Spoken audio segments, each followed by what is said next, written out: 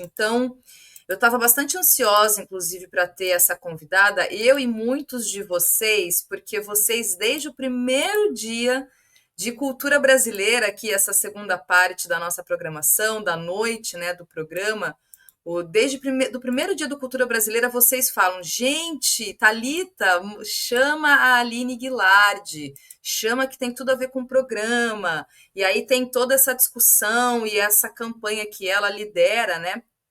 Junto com o marido dela, que também é paleontólogo, para repatriarmos mais um fóssil de dinossauro, né? Que ela já conseguiu, né? A campanha ela já conseguiu em 2023, agora tem mais um.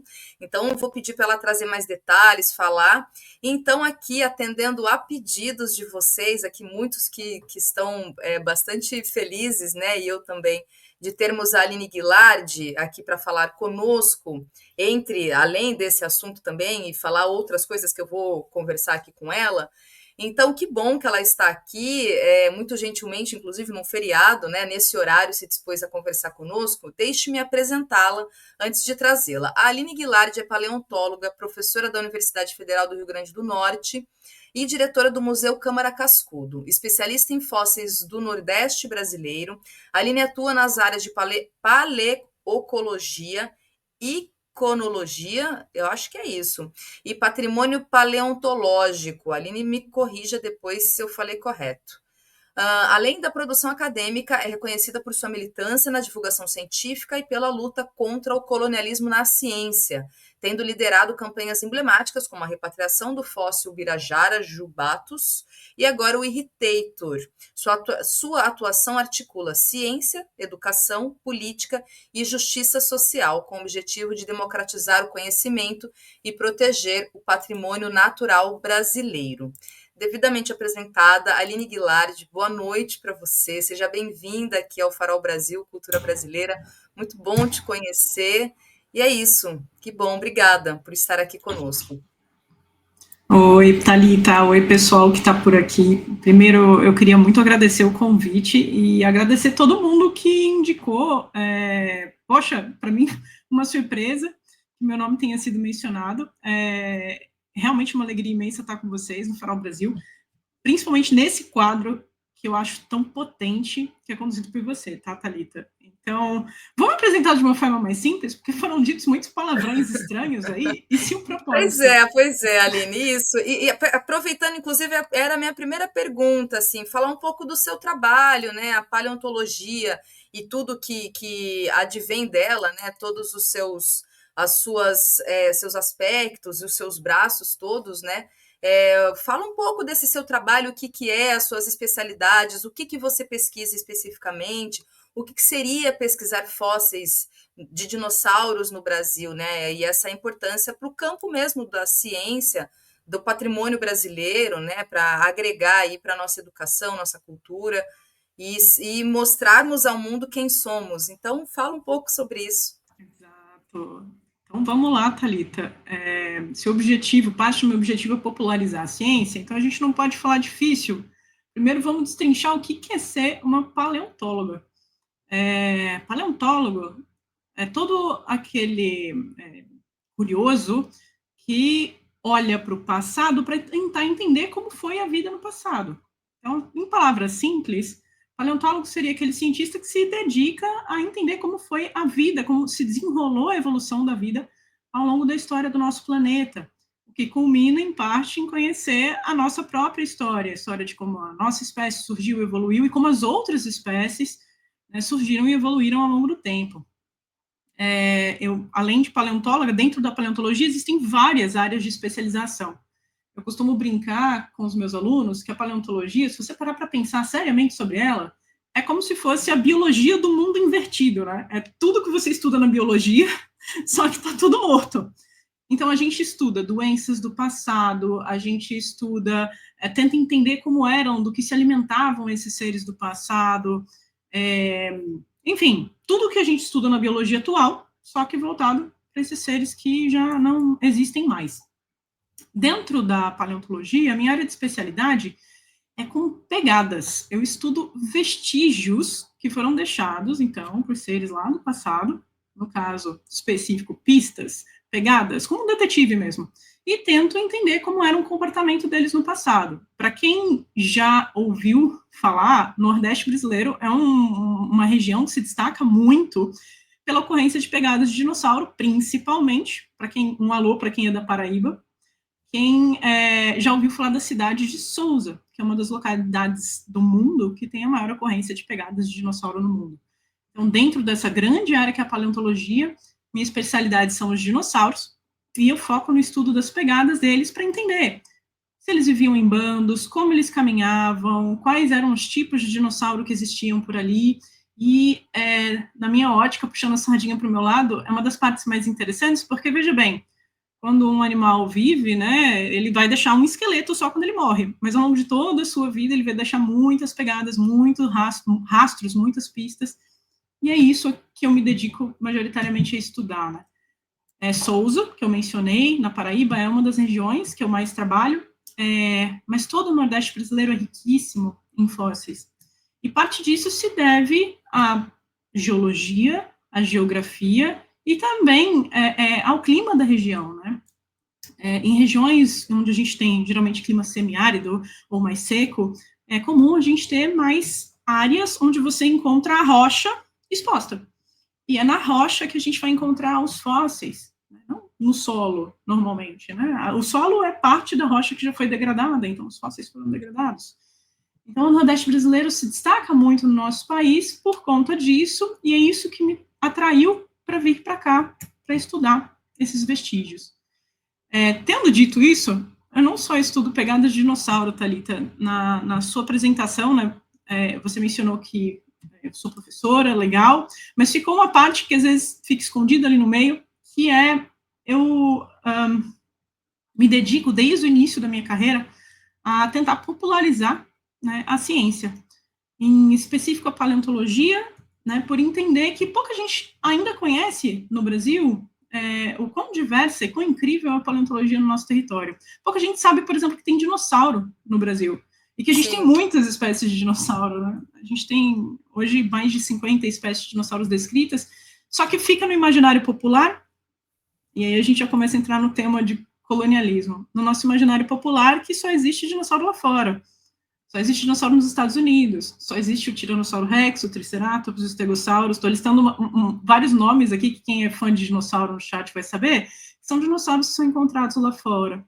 E a gente não se apropria, a gente ainda não tem um acesso ao conhecimento do nosso próprio território, porque a gente é bombardeado pela mídia, porque a gente é bombardeado por conteúdo de fora, inclusive, né, conteúdo sobre paleontologia, o que também é uma forma de dominação, né? Eu costumo dizer assim que os Estados Unidos, um dos maiores sucessos deles foi a descoberta do Tiranossauro Rex, que se tornou um símbolo de poder, é conhecido em vários países, qualquer criança tem o nome dele na boca, e assim ele exportou a sua cultura e domina o conhecimento até na área da paleontologia globalmente, né, com o conhecimento que é produzido ali. Então, conhecimento pode ser uma forma de você dominar outros povos também. E é sobre isso que eu gostaria, assim, de conversar um pouco com vocês hoje, né? Sim. Entrando já na pauta do colonialismo. Isso que eu queria muito te ouvir. Eu ouvi você em vídeos e entrevistas também falando essa relação colonial com os países do norte, né? Você mencionou os Estados Unidos, aí tem a Europa. Acho que de repente dá até para falar especialmente de Alemanha e França, né? Podemos. Enfim, especificamente, até porque daqui a pouquinho eu vou pedir para você contar as histórias desses dois dinossauros, né? O que já voltou para o Brasil, o fóssil, e o que ainda está na campanha. Mas eu queria te ouvir mesmo essa sua militância, né? Esse seu empenho, e inclusive acho que num tom de denúncia mesmo dessa relação ainda colonial com o norte global, dessa apropriação e, no limite, roubo mesmo, né, de materiais, e aí o seu esforço justamente para decolonizar essa mentalidade que as pessoas têm sobre essa questão mesmo. E aí, só um adendo que, enquanto você falava aqui, eu fiquei muito pensando, né, porque eu sempre tenho uma ideia, Aline, que A educação, aqui é uma ideia mesmo, tá, gente? Não tá, não tem nenhuma propriedade de pesquisa acadêmica, nada, mas eu tenho um juízo meu mesmo, Aline, que a educação, ela tá sob um tripé, ela tem uma base, que é a arte, o esporte e a ciência. E a relação da arte com a ciência, por exemplo, porque quando a gente pensa, por exemplo, em dinossauro, ou a gente pensa em as questões do passado, a gente pensa muito no cinema, né? Então, o quanto isso é. Aí me vem na cabeça, nossa, por que a gente não tem, por exemplo, um cinema brasileiro que fale dos dinossauros brasileiros, que fale dessas regiões do Nordeste, que possa ampliar, né, essa divulgação mesmo do que são os nossos dinossauros brasileiros? Porque é isso, né? A gente sempre pensa de fora, né, de Estados Unidos, de outros lugares, e não aqui. Então, queria te ouvir sobre esse seu enfrentamento mesmo que você tem, e como é que isso é colocado com seus pares, na academia, quando você leva essa discussão também dentro do teu contexto? Certo, Thalita. Primeiro eu não vou me furtar de fazer um comentário sobre o que você falou sobre arte. Eu acho que, assim, a paleontologia é uma das áreas científicas que mais se aproxima da arte, porque para a gente comunicar muito dos nossos resultados, a gente depende da arte para que as pessoas visualizem o que a gente está vendo, né? Muitos fósseis, eles são incompletos, e os fósseis representam, literalmente, restos de organismos, né, que a gente interpreta e tenta reconstruir como eles eram quando eles eram vivos, e como eram os ambientes, né, de quando eles eram vivos. E a arte é uma forma maravilhosa que a paleontologia tem de se comunicar com o público e encantar o público. E não é à toa que, por meio da arte, da arte científica, né, se comunicando com o público, que a paleontologia é uma das grandes portas de entrada para a ciência, quando a gente é novinho, né? É muito raro encontrar alguém que diga, não, eu nunca gostei de dinossauro, eu sempre achei bobo. Não, sempre tem alguma fase da vida da pessoa, sei lá, na infância principalmente, né, que a pessoa foi fascinada por dinossauros, né? Eles trazem, né, um quê de mistério, um quê de curiosidade sobre o passado. Então, junto com a astronomia, talvez a arqueologia, a paleontologia é uma das principais portas de entrada para a gente começar a pensar criticamente sobre o mundo. Então, pensar, por exemplo, quando uma criança fez uma pergunta, qual era o tamanho desse dinossauro? O que ele comia? A gente está pensando criticamente sobre o mundo e ensaiando perguntas que vão ficar mais complexas ao longo do nosso desenvolvimento. Então, paleontologia e a arte estão super conectadas. E respondendo às suas outras perguntas agora. Primeiro, eu acho que é importante a gente lembrar que a ciência, ela é uma superestrutura, né?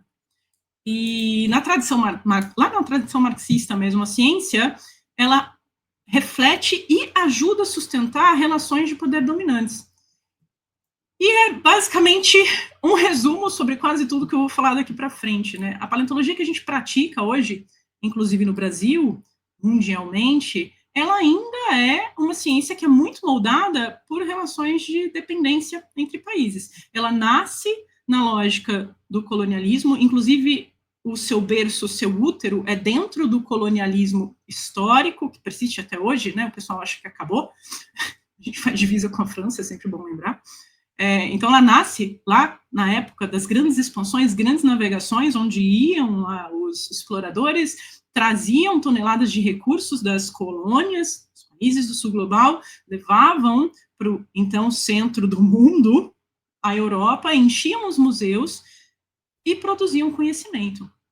Então, a ciência, ela nasce sobre essa lógica do colonialismo, a paleontologia, principalmente, é uma das ciências naturalistas, né, que está mais impregnada, né, sobre esse pensamento colonialista, e funciona quase como uma indústria extrativista, né? Ela extrai fósseis, ela extrai saberes desses territórios periféricos e transforma isso em um capital simbólico e um prestígio acadêmico que ela vai vender como uma ideia e como um produto para países de onde ela retirou aqueles bens. Então, é importante lembrar que às vezes a gente pensa assim, né? Mas qual que é o produto da ciência? Algumas pessoas podem perguntar.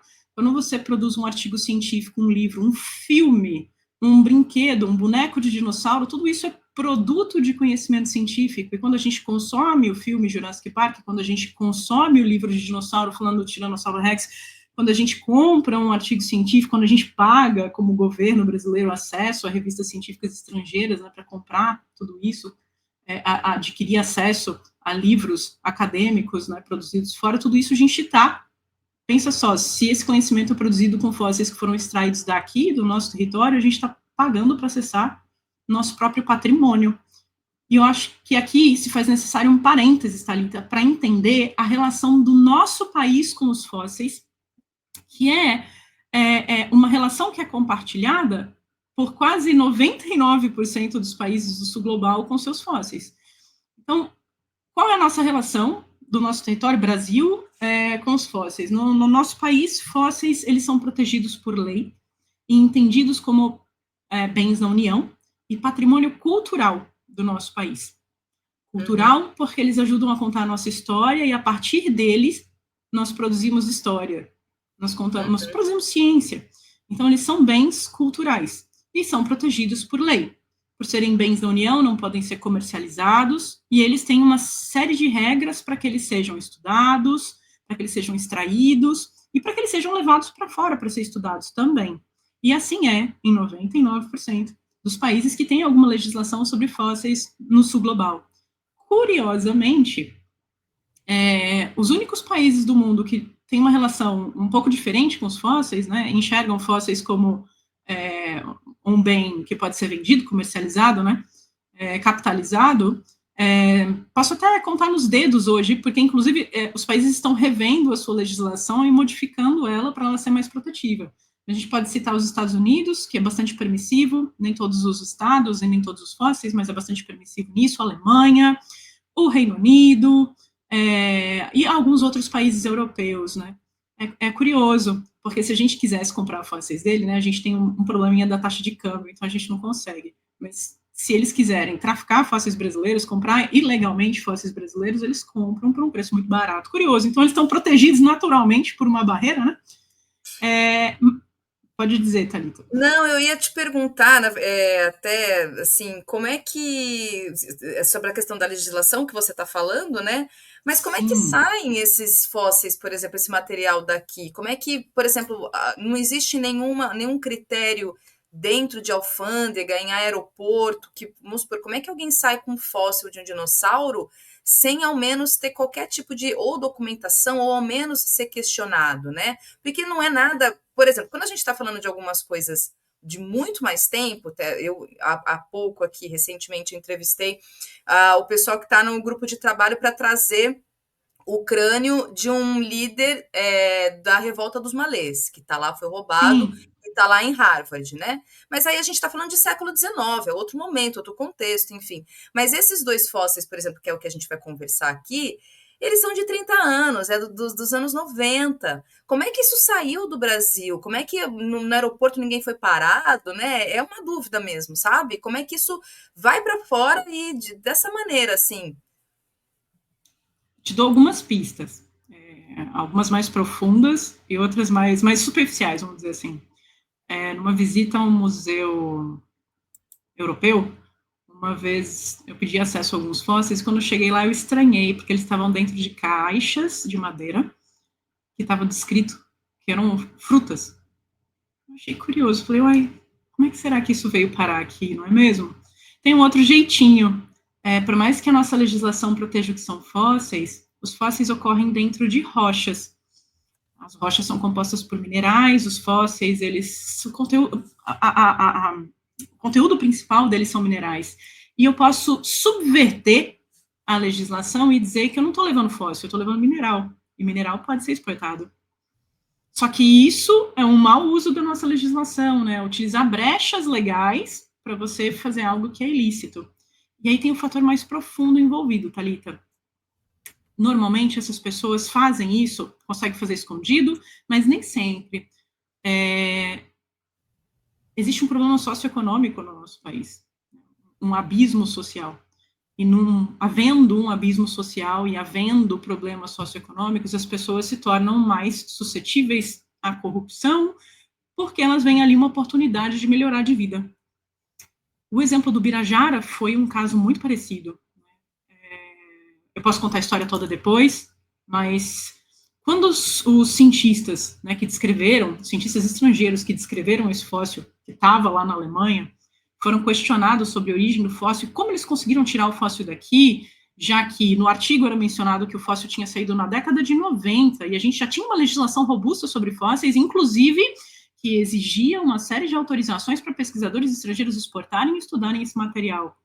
Eles apresentaram um papel, Thalita, um papel, né, muito genérico, muito estranho, da agência que era realmente competente, né, a dar essa autorização, mas assinado por uma pessoa que não era competente para dar essa autorização, e uma autorização que dizia o seguinte: autorizo o pesquisador fulano de tal, e posso falar nome, porque já foi publicizado, né, Eberhard Frey, um dos alemães envolvidos nesse caso, a transportar uma caixa contendo fósseis e amostras, né, do Araripe. Qual é o tamanho dessa caixa? Quantos fósseis? Quais fósseis estavam dentro dessa caixa? E essa carta era assinada, né, por um funcionário da Agência Nacional de Mineração, então Departamento Nacional de Produção Mineral, que, curiosamente, o funcionário tinha diversos casos de denúncia e tinha sido removido do cargo por tráfico de esmeralda. Que coisa. E que tinha sido, Thalita, homenageado em trabalhos anteriores de fósseis, também escritos por estrangeiros, irregularmente em museus lá fora, tinha sido homenageado em nome de espécies. Ironicamente, ele foi homenageado no nome de uma lacraia fóssil. E, assim, então, dessa forma, né, normalmente, atravessadores, cientistas de outros países, conscientes ou não, acabam se aproveitando dessa fragilidade socioeconômica para explorar isso. Por exemplo, lá nas pedreiras, de onde são extraídos os fósseis da Bacia do Araripe, que é o local de onde saiu o Birajara Jubatus, é um trabalho extremamente duro, desgastante. Muitas pessoas que lá trabalham estão trabalhando de forma irregular, não têm uma renda suficiente para manter a sua família. Quando elas são abordadas por alguém oferecendo algum dinheiro, você realmente acha que elas vão virar e falar assim, não posso vender porque isso é patrimônio da União? No fundo, eles não são culpados, eles estão certos, eles estão tentando adquirir uma fonte de renda extra para alimentar a família. Eles não são os errados. Né? A estrutura que foi criada, ela favorece isso. É uma estrutura que se arrasta desde aquela dependência econômica que foi criada. Quando a gente empodera essas pessoas com conhecimento e, por exemplo, traz alternativas para que eles possam, de outra forma, conseguir implementar sua subsistência, aí a gente traz uma outra oportunidade, um pensamento, né, de, poxa, será que é realmente melhor eu vender esse material? Porque quando os fósseis são extraídos, ele é um recurso mineral, né, ele vai acabar, vai se esgotar, vai tudo ser levado embora.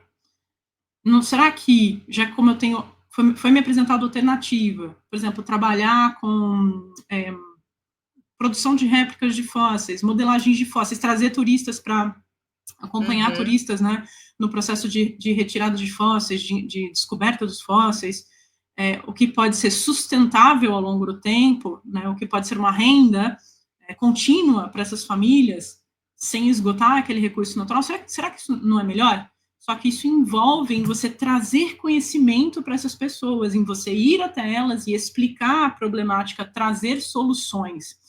Quando um fóssil é publicado lá fora e essas pessoas nem ficam sabendo que ele existe, e essas pessoas nem retornam para dar satisfação do que foi publicado, o que acontece com essa população? Continua na ignorância e continua sendo favorável a ser explorada. Então, para eles é uma relação super confortável. É um eterno local onde você vai extrair material, saberes e tudo mais. As pessoas da frente da pedreira, Thalita, mais do que qualquer paleontólogo que eu conheci na vida, elas sabem exatamente de onde sai cada tipo de fóssil. Quando eu cheguei lá na frente, eu falei assim, poxa, você sabe me dizer de onde saiu o Birajara? Sei sim, saiu daquela camada que fica ali, ó, daquela pedreira. Sabe por quê? Porque a laje dele tem tantos centímetros de espessura e é dessa cor, e é lá que saem esses fósseis. Você sabe me dizer de onde sai a pena? Sei sim, é do calcário cinza, sai principalmente daquelas minas ali embaixo. Se você perguntar para qualquer paleontólogo que visita ocasionalmente, né, não regularmente, esses locais eles não sabem. Então, É esses uma relação estrangeiros, total com o território, né, Aline? Uma relação direta de isso, conhecimento de propriedade com o território e se apropriar desse lugar, em ter esse entendimento da importância da preservação desse lugar. Mas acho que isso. o ponto fundamental, que é o que você trouxe, é dar condições para essas pessoas, né? Para que elas tenham, para além desse entendimento, elas estejam ali e não tenham essa relação comercial que aí retoma com a primeira coisa que você trouxe, né, que é a tua denúncia, uma relação colonial, colonialista mesmo, com esses espaços e esses materiais que são, ao fim e ao cabo, roubados, né? É um tráfico, é uma espécie de tráfico É, mesmo, acho que a gente pode é colocar nesse tráfico, a termo, gente né? chama de tráfico e pode falar que é roubo porque é roubo sim. Eles gostam de palavras que amenizam, mas é roubo sim. Tá certo. Ó, tenho vários comentários, muita gente participando. Eu vou ler alguns aqui, aí a gente entra na questão do que eu queria muito te ouvir do Birajara e do Irritator também. É Irritator mesmo? É correto o jeito que eu tô Vamos falando? decolonizar a fala, irritator. Irritator, muito bom, isso aí. Olha só, Daniel Dantas, ele, assim, aí entra aqui, né, entra algumas críticas, alguns debates Sim, apresentados. Por exemplo, Daniel Dantas, ele diz, repatriar para ter o mesmo destino da Luzia. Aí aqui também, Mister Caio comenta, que enorme alegria ter a doutora Aline aqui, vamos recuperar nosso Irritator. Decolonize a ciência, Irritator belong Brasil, Repatria Irritator. Aqui também o Ismael diz, é que eu vou até te perguntar, né, se você tem aí notícias do Pirula, né? Que o Pirula tem também esse trabalho de divulgação científica há bastante e tempo. foi muito importante, Thalita, no processo de repatriação do Birajara, ajudando a divulgar. O irritator também. Legal. Nosso coração tá Aqui, olha só, apertadinho. aí teve só para você ter dimensão da conversa, né? Porque daí alguém rebatendo aqui o Daniel, falando levar para fora para ter o mesmo fim que Notre Dame. Então fica aqui uma discussão colocada, né? Também aqui o Paulo Fernando que faz uma pergunta: qual a importância política da paleontologia no momento de destruição capitalista atual? Pergunta aqui ele. Excelente. Aqui também tem uma outra pergunta, o MC Studio, que diz: aquele poço de piche da Califórnia tem muito fóssil mesmo? Tem. E aqui também um outro questão. Depois eu vou colocando na tela se você esquecer de alguma e não precisa responder todas, tá? Você escolhe aqui a qual você quer responder, Aline. O Pablo Freitas diz: gostaria de saber o que a Aline acha do canal ABC Terra, apresentado pelo Abner. Aprendi Muito bom. muito sobre dinossauros brasileiros com ele. O vídeo sobre a cor dos dinossauros é um dos meus preferidos.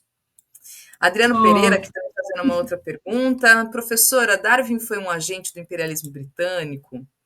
E aqui, acho que um pouco do teu comentário inicial, professora, dessa relação afetiva mesmo que a gente tem com os sim. dinossauros, né? Por exemplo, meu dinossauro da infância era o Horácio, da Turma da Mônica. Adorava as histórias do Horácio, inclusive, também, viu? Culto, crítica, e é isso. Então, só alguns comentários que chegaram, se você quiser comentar alguns desses, aí, algumas dessas perguntas, fica à vontade. Perfeito. Eu posso comentar a do Daniel, que inclusive foi uma questão que a gente trabalhou bastante durante a campanha do Birajara, né? Porque a campanha do Birajara aconteceu pouco tempo depois do terrível acidente no Museu Nacional. Que, bom, não foi o único museu brasileiro que pegou fogo, e toda essa série de histórias deixaram uma cicatriz muito forte na gente. Mas, vamos lá. Tem uma série de argumentos importantes, uns mais fortes e outros, eu acho que assim, de menor escala. Um de menor escala é justamente o que o Gali falou ali, né? Fósseis ou qualquer tipo de artefato que esteja um museu não está seguro em qualquer museu do mundo. Não é só porque está na Europa e nos Estados Unidos que ele vai estar seguro, porque eles são países desenvolvidos. A gente perdeu, inclusive, holótipos de fósseis brasileiros que estavam no museu alemão, e alguns dos fósseis mais importantes historicamente para a paleontologia, né, para quem está aqui e gosta de paleontologia, o fóssil de espinossauros egípticos, durante a Segunda Guerra na Alemanha. Grandes guerras, como a que atualmente espreita a Europa, Eles podem causar destruição, obliteração de museus e todo o seu conteúdo. Incêndios, como o que aconteceu em Notre Dame, como o que aconteceu em museus suíços, né? A gente pensa, a Suíça é fria, teve incêndio no Museu da Motocicleta, na Suíça, recentemente. Museus alemães sofrem muito com as chuvas intensas causadas pelas mudanças climáticas, foram alagados vários museus recentemente. Um dos mais importantes centros de catalogação de documentos históricos alemães foi perdido boa parte de sua coleção por causa de uma enchente que teve recentemente. Então, assim, o caderno de Darwin tinha sido roubado do Museu Britânico. Ai, como é que rouba uma coisa no Museu Britânico? Isso é tão terceiro mundo, não é mesmo? Então, assim, em diversos países do mundo, existem problemas semelhantes, né? A gente não pode ter essa ideia, com perdão da expressão, mas só a título de ser didática mesmo, esse pensamento vira-lata de que isso só acontece aqui. Porque a gente também é bombardeado pela mídia com todo tipo de desgraça que acontece aqui. E tudo que acontece lá fora é maravilhoso. As desgraças que acontecem lá, as enchentes na Alemanha, os incêndios para os museus, não são reportados aqui nos nossos jornais. Então, a gente não fica sabendo se a gente pesquisa. Se você trabalha com museu, e você tem que entender como eles lidaram com esses tipos de desastres por lá, para a gente aprender a lidar com os nossos tipos de desastre por aqui também. Então, acho que muito é por parte do desconhecimento disso, Daniel. Agora, tem um outro ponto. A gente sofre, sim, senhor, com o descaso dos nossos museus. E o que aconteceu no Museu Nacional não foi só um acidente, também foi fruto de descaso, falta de investimento. Eu acho que a gente trata muito mal os nossos museus. E a gente não pode falar que é só por parte dos governantes, não. Nossos museus são pouco visitados. As pessoas, nosso povo, em geral, tem pouco interesse por museus. Pode ser porque a forma que os museus dialogam com a sociedade está equivocada, pode ser por isso também. Mas eu vejo essas mesmas pessoas elogiando museus europeus que têm exatamente o mesmo tipo de discurso, só que aqui sempre fala mal do museu brasileiro, porque não é chique, porque não é como tirar uma foto no Louvre ou Museu Nacional, tirar uma foto na fachada do Museu de Zoologia da USP não é tão chique quanto tirar uma foto na fachada do Museu de Berlim, né? Não dá tanta curtida na rede social. Então, existem algumas camadas, alguns véus, que eles são fruto do colonialismo também. A nossa mente é colonizada a pensar que o modelo do que é bonito e do que é bom é o que está lá fora, e o que está aqui é ruim. Que é o que é bonito é a arquitetura europeia. A nossa arquitetura é feia. O que é bonito é o cabelo liso, o que é nosso é feio. Então, existem véus, né, de colonialismo, que é o que resulta no que a gente chama de viralatismo. Então, eu acho que a gente tem que olhar com carinho para os nossos museus. E sabe por que os nossos museus, muitas vezes, recebem pouco investimento, Daniel? Porque eles não têm coleções tão expressivas quanto os museus lá fora. Os melhores fósseis vão para fora. Lá fora, eles produzem excelentes artigos científicos sobre esses fósseis e convencem seus financiadores que vale a pena proteger eles, que vale a pena investir dinheiro no museu. Porque, poxa, bom cientista, boa produção, bom fóssil, vamos investir no museu porque a gente vai atrair visitante, vai produzir mais ciência. Se só o que é ruim fica aqui, como é que eu vou convencer quem me dá dinheiro para eu manter esse material? Se eu não consigo produzir artigos científicos de tanto destaque, porque tudo que é bom vai embora, como é que eu vou conseguir dinheiro para o museu? A gente precisa quebrar essa cadeia em algum ponto. Se eu mantenho bons fósseis aqui, se eu retrago de volta o Irritator, se eu trago de volta o Birajara para cá, eu consigo convencer o meu financiador de que eu preciso de dinheiro para ter uma estrutura para manter esse fóssil, que é um fóssil de alto perfil, é um fóssil que produz boa ciência, que atrai cientistas de fora, é um fóssil que precisa de segurança diferencial. E foi exatamente o que aconteceu com o Birajara. Foi o exemplo explícito de que isso que eu estou falando não é fantasia. Quando o Birajara voltou para o Museu de Santana do Cariri, o Estado do Ceará mobilizou um orçamento de milhões para reestruturar o museu, comprar equipamento para o museu, modificar o museu e investir em cientistas. Quando foi anunciado a repatriação do Birajara para o Cariri, o governo do Ceará abriu 11 vagas de pós-doutores para estudarem os fósseis do Araripe, porque entendeu a importância dos fósseis do Araripe. É sobre isso. Eu acho que a gente tem preconceito com a gente mesmo, com os nossos próprios cientistas, com os nossos próprios fósseis, com a nossa própria ciência, porque parece que tudo que é bom está lá fora, museu bom está lá fora, se cuida de fóssil melhor lá fora. A gente pode ter uma forma diferente de cuidar de fóssil, de ter um museu e de contar essa história. E ela não é pior do que desses países europeus, ela só é diferente. O que a gente fala quando a gente fala sobre decolonizar a ciência também é valorizar pensamentos plurais, formas diferentes de ser belo, formas diferentes de contar a mesma história, formas diferentes de enxergar o mundo.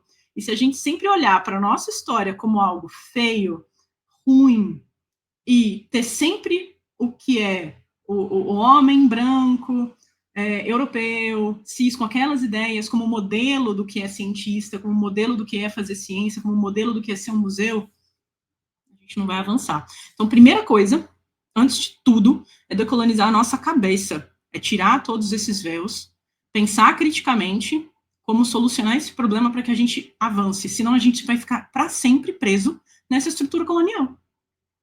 Aline, Decolonizar a cabeça primeiro. e aí tem um adendo que eu queria te perguntar. Eu tenho uma opinião em relação sobre museus, né? Você está à frente do Câmara Cascuda, diretora. Eu estava olhando ali e vi que o horário de funcionamento dele é durante a semana, horário comercial, né? E isso é uma realidade de praticamente todos os museus do Brasil. E eu tenho uma crítica já de longa data sobre isso, porque eu falo, gente, quem é que vai para museu se tem esse horário? Se o museu fica fechado no final de semana e talvez um pouco mais à noite, então eu queria te ouvir, qual que é a sua opinião sobre isso? Porque, por exemplo, quando você vai para fora, eu tive a oportunidade também, eu fiquei um tempo fora, e na França, por exemplo, que é onde eu conheço, museu é algo que está lá à noite, até 9, 10 da noite, final de semana, aí tem aquele hype todo, porque também tem essa relação Sim. nossa também e do mundo todo com relação a esses museus e tudo que está colocado, mas tem uma questão nossa aqui que não é só do Câmara Cascuda, eu estou trazendo um exemplo só, né, porque você está aqui, mas é uma realidade de todos os museus do país, praticamente todos. O horário de funcionamento de museu, isso não entra na minha cabeça. E eu queria saber sua opinião. O que você acha dessa questão dos horários de museus no Brasil? Inclusive, a gente, no Museu Câmara Cascudo, a gente alterou esse horário algumas semanas atrás. A gente funcionava de fim de semana e a gente precisou restringir o horário, porque esse ano a gente recebeu o orçamento da universidade fracionado, e museus universitários receberam os orçamentos fracionados e a gente não tinha como pagar os terceirizados, porque o socateamento das universidades brasileiras envolve agora boa parte do seu serviço terceirizado, né? E a gente não conseguia pagar os contratos dos terceirizados. Por isso, Thalita, por falta de investimento e financiamento. E pensando em preservar a saúde das pessoas que ali trabalham, para não fazer hora extra, pensando em preservar pela segurança dos materiais do museu, a gente precisou fazer isso.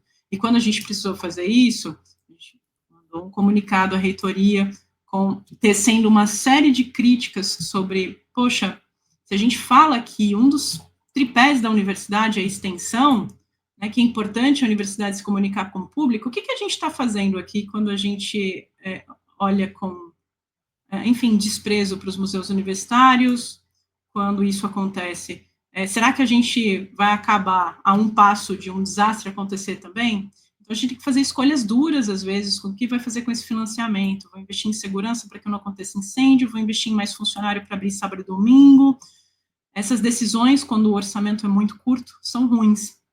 E aqui fica a minha severa crítica ao atual governo, que, assim, falou que ia ser um governo que apoiava a ciência, que apoiava as universidades, a sua grande base, né, foram as pessoas que estão dentro das universidades, e as universidades estão numa situação, infelizmente, que estão, né, recebendo orçamento fracionado, muitas vezes sem dinheiro suficiente para pagar os contratos de terceirizados, greve de técnico, né, e a maior parte dos museus brasileiros, não todos, são museus universitários. O Museu Nacional é um museu universitário, o Museu de Zoologia da USP é um museu universitário, o museu onde está o Birajara, né, da Universidade Regional do Cariri é um museu universitário. e são museus que enfrentam esse tipo de problema. Então, falar sobre a gente abrir os museus para o público também é falar, deixar as pessoas cientes, né, aonde surge esse problema, para que a gente possa cobrar adequadamente. Foi uma triste decisão que a gente fez, mas infelizmente vem de carona em como estão sendo tratadas as universidades, né? Já que o orçamento vem das universidades. Sim, concordo com o Pedro Tolipan. Lula decepcionando o Brasil, um acordão, né, contra o povo. Assim, abrir essa questão das universidades realmente olha, é lamentável, é triste. Aqui eu trago no programa algumas pessoas que estão falando sobre essa questão da educação. Eu estou dentro de universidade também, porque eu ainda estudo, né? Na UFRJ o prédio aqui do IFIX, que é onde eu estudo, tá assim, fora terceirizados e os cortes todos. Então, é lamentável, assim, é desolador, para dizer o E se mínimo você mesmo. pensa ainda, Thalita, né, museus, na minha perspectiva, eles têm que ser gratuitos. Se a gente quer manter o Sim, museu, a gente é forçado o tempo inteiro, não, vamos cobrar ingresso. Não, mas como assim? Eu vou tornar inacessível, né, a informação que está disponível ali dentro. Só que como é que os museus se sustentam? É uma situação, difícil, uma situação difícil, são problemas difíceis de lidar. sim. E é importante, né, ter espaço para discutir isso, porque muitas vezes as pessoas não sabem como as decisões são tomadas porta dentro dos museus. Não, importantíssimo, porque senão fica parecendo que é apenas uma questão de vontade, né, Sim, da sim, direção, e não é necessariamente. Então, você traz todo um contexto, né, as circunstâncias todas e desse modelo mesmo do porquê esses museus eles não são gratuitos e eles estão nesses horários limitados, né, quando eles deveriam ser porta aberta, né. Assim, eu venho de uma cidade que o museu da cidade fica o tempo todo fechado, aquilo, sabe, uma sim. estrutura que poderia ter uma programação para que a população ela troque com o museu, ela tenha uma interação com o museu, ela, né? É um museu, que estou indo, sei lá, de repente num termo mais comum, mas um museu vivo, vivo nesse sentido mesmo. Não uma casa Exato. fechada, né? Um mausoléu fechado ali, que tem aqui Caro. algumas limitações, caro, exato, o acesso difícil, não é E popularizado, é uma sabe, realidade, né? a gente tem um costume, uma cultura de criticar muito, mas às vezes parar para pensar que talvez a situação pudesse ser diferente se a gente apoiasse mais os museus, não só criticasse os museus ou as decisões que fossem tomadas, se envolvesse, né? Eu sinto falta do envolvimento que a gente tinha. Eu acho que as redes sociais tiraram o nosso envolvimento humano com edifícios, com outras pessoas, com tudo. E o museu entra aí, né? Essa conexão foi perdida. Quando as pessoas entendem que o museu, não é assim, o museu não, elas fazem parte do museu. Isso muda a forma como a gente também luta por aquilo. A mesma coisa para as universidades. Quando a gente sente que a gente pertence à universidade, isso faz com que a gente lute por elas. Só que quando o cientista e o diálogo usado na maior parte dos museus se afasta das pessoas, como é que a gente quer conquistar o apoio das pessoas? Quando a cultura popular não é convidada a estar dentro do museu, quando o povo não é chamado a ocupar esses espaços com as suas histórias, mas sempre com as histórias de fora, ou narradas, enfim, numa língua de outra região, que seja, como é que eles vão entender que aquilo pertence a eles também, que eles deveriam lutar por aquilo? A mesma Sim. coisa as universidades, quando o cientista se fecha dentro do seu laboratório, fecha a porta e produz ciência só para si mesmo e não dialoga com o público, não convida ele para entrar na universidade, para entender que aquele espaço tem que ser ocupado por eles também, como é que a gente quer, como é que a gente vai fazer para a sociedade apoiar as universidades e tudo que está acontecendo nas universidades agora? Daí a importância da divulgação científica, por exemplo, como uma prática revolucionária mesmo, como convidar as pessoas para virem ocupar esses espaços e para entender que, poxa, eles são acessíveis. A gente tem que usar linguagens mais acessíveis para que as pessoas sintam que elas pertencem ali também. Olha só, agora sim, vamos falar um pouquinho desse carinha que eu procurei, Aline, aí você só me confirma se é ele mesmo, tá? O Tá, Irritator, né? isso. Pelo menos encontrei. E aí, conta pra gente, assim, a história dele, a história dessa questão desse roubo do fóssil, qual que é a situação atual, porque ainda tem uma campanha, né, que você divulga bastante. Então, fala um pouco desse carinha aí do Irritator e qual Com que é o certeza. contexto. Tá lá na Alemanha ainda, o fóssil, né? Esse fóssil, como tu bem disse, está na Alemanha ainda. Eu consideraria hoje um dos mais famosos dinossauros do hemisfério sul, tá? Famoso ao nível de ter bonequinho próprio lá na coleção de Jurassic World. Famoso ao ponto de estar em livro junto com o Tiranossauro Rex. É um dos dinossauros mais famosos do hemisfério sul e ele é brasileiro. O Irritator, o fóssil dele, ele é especial e único. A gente só tem um fóssil pertencente a essa espécie, né, Irritator challengeri, e é a parte de trás da cabeça, né, um pedaço do crânio. É muito raro na paleontologia, né, para quem estuda dinossauro, você encontrar fósseis do crânio. Geralmente a cabeça, pelo fato dela ter só uma articulaçãozinha com a vértebra do pescoço, ela é perdida facilmente quando os músculos e a pele se decompõem, sabe, Thalita? Então, é raro a gente encontrar crânio. Fora que o crânio é feito por vários ossinhos, que depois que o tecido mole vai embora, né, pele, músculo, etc., eles se desarticulam e vão embora. É mais fácil a gente encontrar ossos da coluna, ossos do membro, porque eles são mais difíceis de desarticular. Então, ele é raro, por ser um pedaço do crânio do animal, e ele é raro também porque desse grande grupo de dinossauros ao qual ele pertence, que são os espinosaurídeos, esse grupo de dinossauros ele é raro globalmente. Os fósseis são muito raros e a gente conhece muito pouco sobre esse grupo de animais. Então, o fóssil do Irritator foi muito importante para a gente conhecer mais sobre a biologia desses dinossauros e entender a posição deles, né, na árvore da vida, na história da evolução da vida e tudo mais. Então, ele tem uma altíssima relevância científica, ele tem uma importância para a popularização da ciência. Se a gente para pensar assim, fósseis como um todo, né, fósseis de aranhas, fósseis de plantas, todo tipo de organismo deixa um fóssil. Mas dinossauro chama muito atenção. E até um pouco injusto, porque tem tanta coisa legal, além de dinossauro, mas dinossauros eles servem como um tipo de espécie guarda-chuva, sabe, Thalita? É aquela que chama atenção, e a gente dedica o nosso esforço a proteger, e naquele guarda-chuva a gente acaba protegendo várias outras coisas, e trazendo várias outras coisas, nesse caso aí, junto. Então, o Irritator, ele é isso, né? Ele é popular, ele é importante cientificamente. É um dinossauro que não tinha mais do que 5 metros de comprimento, 5 metros e meio de comprimento, viveu na região do Araripe. Para quem é aqui do Nordeste brasileiro sabe, para quem não sabe, fica ao sul do estado do Ceará, ali na tríplice fronteira de Ceará, Pernambuco e Piauí, tá? Então, toda essa região aí, né, do sul do estado do Ceará, o extremo noroeste de Pernambuco e um pedacinho ali do Piauí que conecta com eles é rico, muito rico em fósseis. E essa criatura aí, o fóssil dessa criatura aí foi levado para a Alemanha em 1991.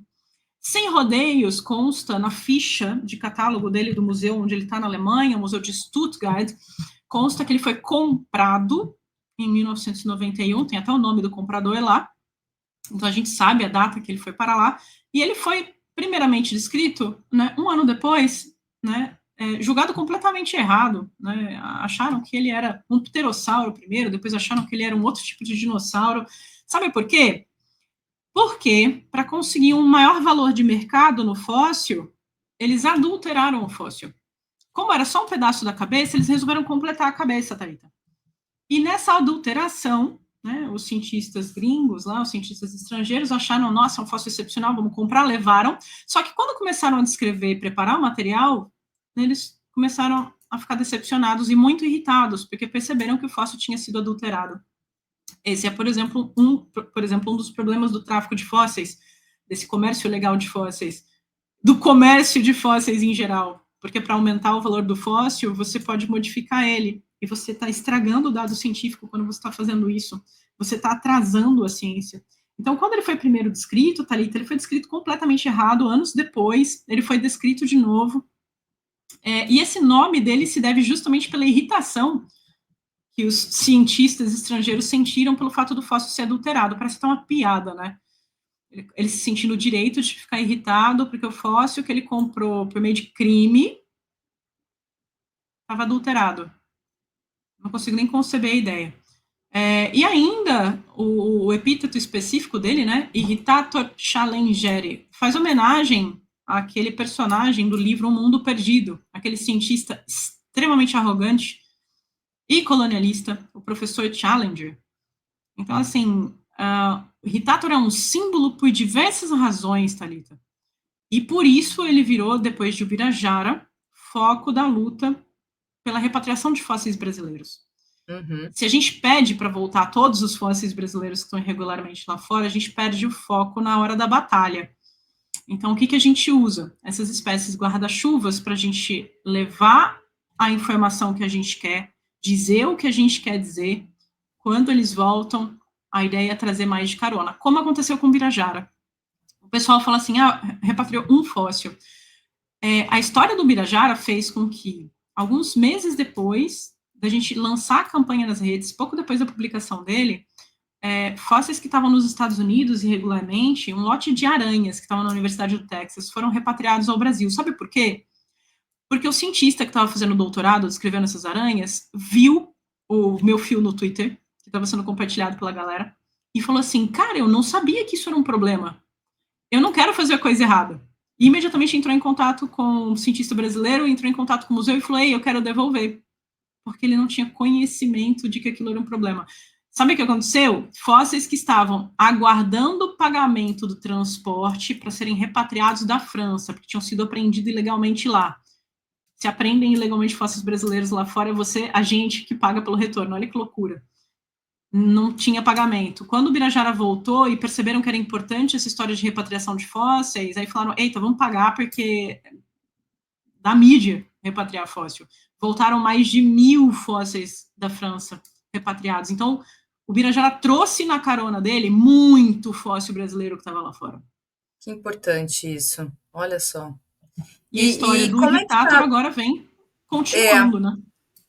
E qual que é a situação atual, Aline, desse fóssil? E qual que é a intermediação institucional, inclusive, assim, do governo brasileiro? Qual o ministério, né, departamento especificamente que está envolvido? O que vocês têm de informação neste momento? Porque eu coloquei até aqui o Birajara, a gente sabe, né? Ele retornou Sim. acho que 2023, não é isso?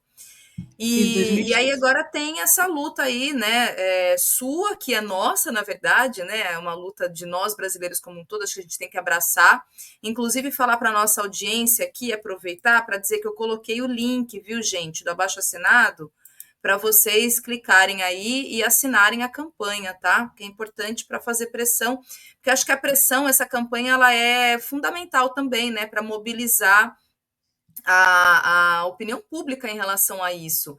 E como é que está a situação Exato. atual, Aline, dessa situação toda do Irritator? Eu vou contar essa história rapidinho, mas antes eu acho que é importante falar, você fez um comentário importante aí, Thalita. Parte da campanha, ela serve também para popularizar esse tema, para explicar o que é colonialismo científico e por que tráfico de fósseis é um problema. Então, eu acho que a parte mais importante da campanha é isso. A gente colocou essas palavras na boca de um público muito maior, de um público que nem sabia que isso era um problema, que nunca tinha parado para pensar por que ter um fóssil no Brasil era importante em termos de, desenvolvimento territorial, em termos de desenvolvimento socioeconômico regional. A gente fez as pessoas pensarem sobre isso, e pensarem sobre isso para ter uma opinião sobre isso. Essa é uma das coisas mais importantes, eu acho que de tudo, mais do que retornar o fóssil, foi uma das conquistas mais importantes da campanha do Birajara e tem sido continuada na campanha do Irritator. Por mais que eu quisesse muito dar boas notícias sobre o Irritator, eu não tenho boas notícias assim, né? Existe uma discussão sendo feita pela repatriação do fóssil, está sendo conduzida pelo Itamaraty, com apoio do Ministério de Ciência e Tecnologia, inclusive aconteceu recentemente um colóquio de cooperação científica Brasil-Alemanha, que começou aqui no Brasil, lá na região do Araripe, em Santana do Cariri, no Ceará, onde está o Fóssil do Birajara hoje, e depois teve um reboot na Alemanha, que foi agora, semana passada, na Embaixada Alemã, reunindo membros de vários museus alemães. A gente não sabe muito o que se passa dentro do Itamaraty, do MCTI, quais são as negociações específicas, né? E a falta de transparência em relação a isso deixa a gente muito aflito, principalmente quando existe uma mobilização expressiva, uma mobilização popular expressiva, esperando algum retorno. E quando o MCTI pega e viaja para a Alemanha, e a única comunicação que ele faz é zero falando sobre Hitator, e falando que eles, conseguiram a façanha de repatriar 4 fósseis brasileiros, Thalita. Sabe quais fósseis? Fósseis super comuns. Não são fósseis holótipos de novas espécies, são fósseis comuns que acontecem na região. Fósseis de alguns peixes que a gente encontra centenas de milhares lá, que estavam irregularmente na Alemanha também. Legal que eles estejam voltando. Mas e o Irritator? Que é um fóssil que na paleontologia, nas ciências biológicas como um todo, a gente chama o tipo de fóssil que Irritator de holótipo, ou material tipo. O que é isso? O que é esse palavrão? Basicamente significa um fóssil que serve de referência para uma espécie. Ele é tipo, o material, o tipo de espécime mais importante que a gente pode querer preservar. Por isso, a nossa legislação protege os holótipos e exige que todo material holótipo que seja estudado lá fora seja obrigatoriamente retornado para o Brasil. Por quê? São materiais importantes. Como eles são referência, Thalita, quando eles estão no museu aqui, eles atraem pesquisadores de fora, porque quando eles vão descrever novas espécies, eles têm que ver esse material, porque é um material de referência. Ele é um material importante, de novo, ele descreve uma nova espécie, então ele atrai público, atrai visitação. Então são materiais importantes, inclusive para desenvolvimento socioeconômico regional e para a produção científica local. E aí, o único anúncio que é feito após esse colóquio que é feito na Alemanha é de que, eles fizeram um acordo de cooperação científica Brasil-Alemanha e, olha, tem uma carta, voltaram com uma carta de intenção da Alemanha, intenção, não é nem repatriação, de intenção da repatriação de 4 fósseis que são super comuns, mas não mencionem Hitoter e nenhum dos outros holótipos que a gente tem brigado tanto para retornar. O que é isso? É só para fazer uma foto bonita apertando a mão de alguém? Eu alguma dificuldade de entender. A gente pagou para que a gente mandasse pessoas para lá para lavar a imagem institucional alemã para eles parecerem bonitinho na fita, como, agora a gente quer cooperação, toma essas migalhas aqui para vocês. E nada do Irritator. Então, as notícias não são boas, a gente não sabe do andamento da negociação do Irritator. O que a gente ouve dizer, inclusive pelas redes, comentários de pessoas que trabalham no museu de Stuttgart, que é onde está o fóssil. Não, a gente quer muito devolver os materiais brasileiros, mas veja bem, os materiais pertencem ao Estado alemão, porque eles são propriedade cultural da Alemanha, porque eles chegaram aqui depois antes de 2007, que é quando a gente assinou a Convenção da Unesco sobre transferência ilícita de bens culturais. Amigo, que conversinha é essa? Nenhuma Você está se isentando da responsabilidade? O Birajara, quando a gente fez a campanha, o Birajara era considerado pela legislação propriedade cultural da Alemanha, patrimônio cultural da Alemanha, por causa dessa presepada aí deles terem assinado tardiamente um tratado da Unesco sobre transferência ilícita de bens culturais, Thalita, que a gente aqui no Brasil assinou lá na década de 70, quando foi criado isso. E aí eles querem usar o mesmo instrumento para dizer que é deles e não nosso. E aí, considerando tudo isso, a antiga ministra de Ciência, Arte e Cultura lá do estado de Baden-Württemberg, que é onde estava o Birajara, avaliou várias questões que a gente tinha pontuado, de porque o material estava regularmente lá fora, e falou, não, volta o material, porque isso queima a imagem da Alemanha. Só que agora mudou a ministra, agora é outro museu, e aí a gente aprendeu muito com a campanha passada, mas eles aprenderam também como se esquivar, né? E é o que eles estão sabendo fazer agora. E por isso que é muito importante todo tipo de apoio popular nas redes, comentando sobre isso, lá na página do museu, na página do Ministério de Ciência, Arte e Cultura, que inclusive bloqueou geograficamente comentários de brasileiros. Mas brasileiro sabe como fazer comentário ainda assim, né? A gente usa meios alternativos. Então vai lá comentar na página deles. É o Ministério de Ciência, Arte e Cultura do estado de Baden-Württemberg, na Alemanha. Eu sei que é um palavrão, vocês encontram na minha rede. busca @AlineMGuilard, que vocês vão achar os links para tudo isso, tá? Em qualquer rede você me encontra com essa arroba. Por isso que é importante a gente se manifestar. Agora, é curioso, né, a gente está sendo silenciado. A Alemanha estava todo ouvidos, né, para receber a comitiva brasileira para tratar de cooperação científica lá fora. Mas quando se trata de falar com o povo brasileiro, bloqueia a gente. Bonitinho, né? Ah, que gracinha. Então, tem alguma coisa muito estranha acontecendo nessa história toda. E o Birajara só voltou por causa de pressão popular. Eu acho que teve alguns personagens nessa história que foram importantes, sim, na fase final da repatriação, né? Então, o Itamaraty vai, pega o fóssil, retorna o fóssil, leva para o Cariri. Mas o grosso quem fez foi o povo. Curioso quando a gente tem figuras políticas que se apropriam de uma conquista que é do povo. Uhum. Então, vários outros fósseis tinham, no passado, né, sido denunciado por conta de remoção ilegal do Brasil, e nada tinha sido feito, porque a gente não tinha esse mecanismo que dá voz a vozes que normalmente são excluídas, que são, por mais todas as coisas ruins das redes sociais, as redes sociais elas dão a gente esse poder da gente ter algum tipo de voz nesse meio, né? Ou pelo menos de ampliar a nossa voz. Tanto que vários movimentos em torno de hashtag pelo mundo, né, Black Lives Matter, Me Too, entre outros movimentos pelo mundo, conseguiram uma grande dimensão por conta das redes sociais. E o Birajara Belongs to BR, né, o movimento em torno do Birajara foi isso. Poder popular. Que a gente não deixe com que figuras políticas se apropriem de uma conquista que foi nossa, gente. Que a gente não permita, de novo, que no caso do Irritator, essas figuras políticas elas ocupem o centro dessa discussão e deixem a gente de fora. Então, a gente tem que cobrar não só lá do Ministério do Museu Alemão, mas a gente tem que cobrar do MCTI, tem que cobrar do Itamaraty, tem que cobrar dessas figuras públicas que estão indo lá tirar foto, apertando a mão, falando de cooperação científica com a Alemanha. Mas cadê o Irritator? Que cooperação científica é essa sem respeito? Que cooperação científica é essa cooperação científica? Não, Que é porque é não é quase horizontal. uma relação de subordinação, né, do governo brasileiro, através do Itamaraty, do MCI, com a Alemanha, com esses órgãos da Alemanha, quer dizer, então, A gente tem tem um uma Ministério de relação... Ciência colonizado, Thalita, que exige que a gente tenha publicação internacional, que valoriza mais quem é de fora, quem se formou lá fora, do que a gente mesmo.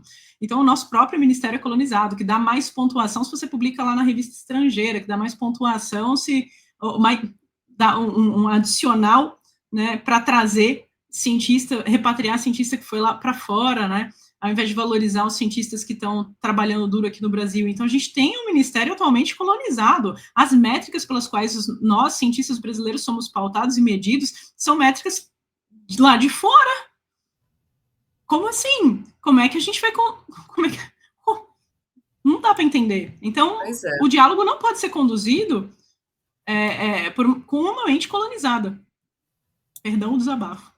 Não, mas tá certíssimo, Aline. E é isso, viu, gente? Eu coloquei aqui, mas o abaixo-assinado, que a meta é 25 mil, mas já passou, a gente já está com mais de 30 mil assinaturas e reforçando aqui os pedidos para vocês assinarem e compartilharem para outras pessoas também. É isso, né? Um efeito de compartilhamento mesmo. Vocês assinam, pede para outras pessoas assinarem, divulga, compartilha no WhatsApp, em todos os grupos, para a gente ir fazendo volume, um movimento mesmo, que é importante.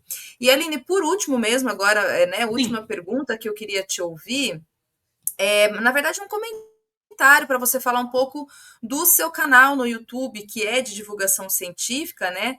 E aí, esse elemento que eu acho que certamente vocês enfrentam, não é exclusividade de apenas uma área, mas a ciência, eu acho que é uma delas, que é as fake news, né?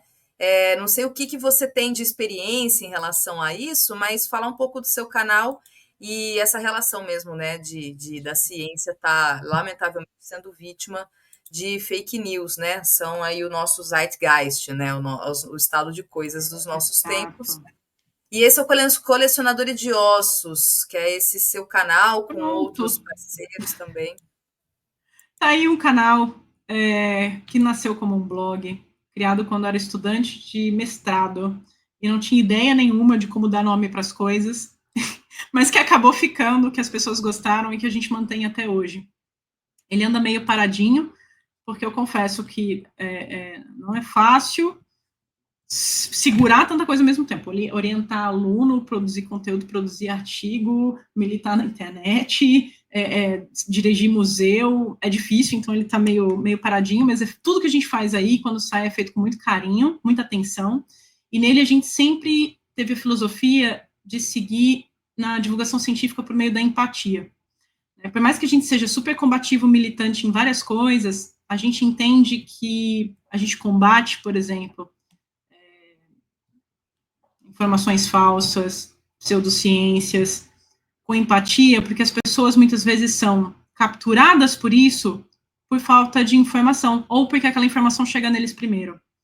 Então, a gente sempre tentou trabalhar com esse tipo de comunicação no Colecionadores de Ossos, tentar povoar a internet com conteúdo bom, em contraposição a isso, mas sem fazer com que as pessoas se sintam, sei lá, diminuídas por terem acessado primeiro aquela ciência ruim ou aquela pseudociência. Que elas encontrem uma ciência legal e um diálogo de acolhimento nesse espaço, onde elas podem ter acesso a informação de qualidade, saindo ali fresquinha das universidades brasileiras e tudo mais, né? Então, o Colecionadores, ele é construído com muito carinho, com muita empatia, e essa é a forma como a gente tem tratado isso. A paleontologia sofre, sim, com várias pseudociências que vira e mexe e voltam, né? A gente começa com uma base ali que vem da geologia, que é a história de terra plana. Depois a gente pode falar da terra jovem. Aí os malucos que falam que fóssil não existe, fóssil é tudo recente, que Tiranossauro Rex era, sei lá, vegetariano. Aí com muita Tem isso, paciência a gente explica. Caramba. A gente E explica o com que muita é paciência terra para as pessoas jovem? que Que não é teoria isso. que é essa, Aline? Terra Ai, jovem. amiga, a Terra Jovem, ela vem, na verdade, de uma das primeiras explicações científicas para achar a idade da Terra. A gente não sabia que a Terra era tão antiga, então os primeiros pensadores ocidentais, pelo menos, que tentaram olhar e dar uma ideia da idade da Terra, eles pegaram o que eles tinham de referência na época, que era a Bíblia. E chegaram à conclusão de que, pelas gerações bíblicas, a Terra tinha 6.000 anos. Mas a gente superou esse pensamento depois do advento da descoberta da radioatividade, em que a gente conseguia datar minerais, né, datar alguns elementos, usar esses elementos, na verdade, para datar minerais e rochas. E aí a gente, aos poucos, foi aprofundando a idade da Terra, e hoje a gente tem o conhecimento que a Terra tem cerca de 4,6 bilhões de anos, né, 4,56 bilhões de anos. Então é um tipo de conhecimento que já é obsoleto, mas às vezes as pessoas ainda são capturadas por ele. Como eu falei, no Colecionadores de Ossos, o que a gente tenta fazer é não ridicularizar isso, mas tentar dar o conhecimento atualizado, explicar, né, o processo do pensamento científico até chegar àquela ideia e acolher essas pessoas com empatia. Tem aqueles que a gente consegue acolher e tem aqueles radicais que a gente não vai mudar a ideia. E aí tem outro fronte da divulgação científica, todos os frontes são importantes, que é o fronte combativo, né, que é o fronte que vai lá, destrincha, bate e assim convence. Todos esses frontes são importantes, porque em cada um desses frontes a gente captura um público diferente. Tem quem se convence pela empatia, tem quem se convence às vezes pelo embate. Né? Então, esse ecossistema da divulgação científica que foi criado no Brasil, né, nas suas diferenças, às vezes, abismais entre um divulgador e outro, todos eles são importantes. Sabe, Thalita, eu queria comentar uma coisa, você falou de divulgação científica do canal, eu olhei ali, e eu lembrei de um negócio que eu queria comentar, porque quando a gente divulga ciência, quando a gente denuncia roubo de fósseis, muitas vezes a gente acaba sendo tratado como, sei lá, né, radical, ideológico. Eu apanhei muito nessas campanhas do Birajara e do Irritato, tá? Recebi de tudo, ameaça de morte, ameaça de estupro, gente me escrevendo coisas horríveis pelo privado, pesquisador de fora falando que eu nunca ia conseguir mais publicar nada lá fora, que eu não visitasse nunca mais o país dele, um monte de coisa, assim, assustadora. Violento, né? Enquanto pesquisadores europeus que publicam com fósseis adquiridos ilegalmente, por meio de crime, são vistos como objetivos técnicos, científicos, e a gente é visto como emocional, radical, ideológico. Então tem uma simetria significativa aí, né? Completo. Nessa E entra expressão. nessa coisa do cientista que é neutro, né? Sabe aquela coisa do cientista que não se envolve em Esse é o bom nada? cientista. É isso, exatamente. O E o que é cientista. um erro terrível, né? A galera quer que a ciência esteja isolada no vácuo e que não sofra interferência de absolutamente nada da sociedade, o que é uma mentira deslavada. A ciência é um produto político e ela é algo que interfere diretamente na sociedade. A história da repatriação dos dinossauros conta isso, né? Eu falei para você como é que um fóssil pode mudar a realidade local das pessoas, a economia, o desenvolvimento social, como o discurso científico pode conduzir a política de um país, ser anti-vacina ou a favor de vacina. A ciência, Uhum. não tem como, ela está imbuída de política. Ela é um produto cultural. E se ela for sempre isolada no vácuo, guardada na torre de marfim, e também não se conectar com o povo, ela não está cumprindo o que seria o seu papel fundamental, que é aliviar as misérias humanas. Então, a ciência, se ela não chega no público, e se ela não transforma a realidade desse público, ela está falhando miseravelmente. Se você é um Perfeito. cientista que não se conecta com o povo, que a sua ciência, de alguma forma, até dinossauro dá para transformar a realidade, viu? Para quem vira e fala assim, não, dinossauro não tem nada a ver, né? Não é uma ciência aplicada, até dinossauro transforma a realidade. Vai visitar o Araripe, vai conversar com as pessoas do Araripe sobre os fósseis de lá, a conexão íntima, estrutural daquele povo que configura o seu território por conta dos fósseis. Né? As histórias contadas ali, a cosmovisão dos povos originários locais são pautadas nos fósseis também. Que loucura! E dizer que a paleontologia não tem essa conexão com o público, não é uma ciência aplicada e tudo mais. Se você não se conecta a sua ciência com o público e não dedica os seus esforços para dar algum retorno para o público, você está falhando miseravelmente. Maravilha. Olha só, deixe-me ler só aqui duas mensagens que chegaram. O Rafael Henrique aqui numa declaração de amor, né? A Aline diz aqui ele. Também aqui a Laila Amaral que diz grande participação no programa de hoje. Um abração para a comunidade de paleontologia. Minha Ah, que tia legal! era paleontóloga e trabalhou na bacia de Itaboraí, Rio de Janeiro. Maria A Antonieta Tutuca Rodrigues, Tutuca da vai UERJ. fazer tanta falta, Laila. Tutuca era incrível. Oh, meu Faleceu em Deus. fevereiro. É isso, Laila. Meus sentimentos aqui para você, é importante lembrança. E Aline, mais uma vez, muito obrigada mesmo, ótima participação. Vamos seguir aqui divulgando e na torcida e acompanhando e fazendo também uma frente para que Nossa, O até esqueci o nome Irritator dele, volte logo. que ele Por volte favor, para o pessoal, Brasil. povoem Isso as aí. redes com as hashtags, com artes do Irritator, falem sobre ele, não deixem o assunto morrer, puxem sempre outra vez, me marquem, eu gosto de repostar o que todo mundo posta, e vai lá assinar o abaixo-assinado, tá?